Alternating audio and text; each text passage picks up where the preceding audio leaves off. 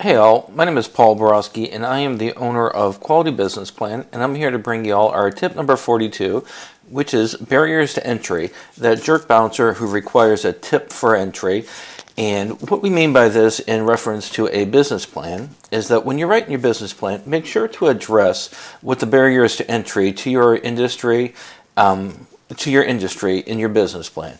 So when I write my business plans, what I normally do is I'll put my barriers to entry in my market analysis section.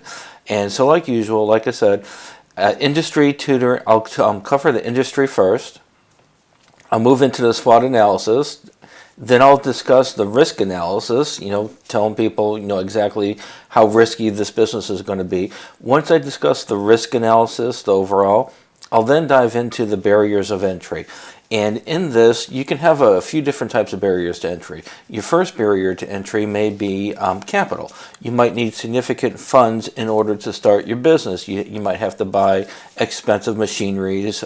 You might have to rent a large office space. And for this example right here, for a tutoring company, the barriers to entry could be rather high for this particular company, because the need for renting a retail space and building it out and putting the infrastructure in there to support computers and other types of technologies. So it very well could be a high barrier to entry. The other tutoring companies, they may have a low barrier to entry. They may just be a one-person shop that just travels around to different places and meets people, and their barriers to entry is going to be significantly lower. So it really depends on how you're going to structure your company as compared to how the barriers of entry is going to operate. A different type of barrier to entry, it may be legislation or legal requirements. To illustrate, for an attorney, you're going to have a law license. Well, you've got a significant barrier to entry for that industry because you have to make that hurdle to a law license. Same thing for healthcare.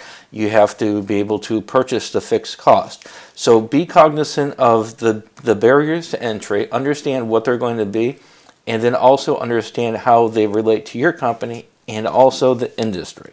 So hopefully this discussion is helpful to help you all understand the importance of having a barrier to entry discussion in your business plan and kind of what it means. And if y'all are looking for some good reading, I've got a couple of books published on Amazon. The first one is Fundraising for a Small Business, and the other one is a Time Value of Money book. So if y'all need some help writing a business plan, please don't be a stranger and give me a shout. Thank you.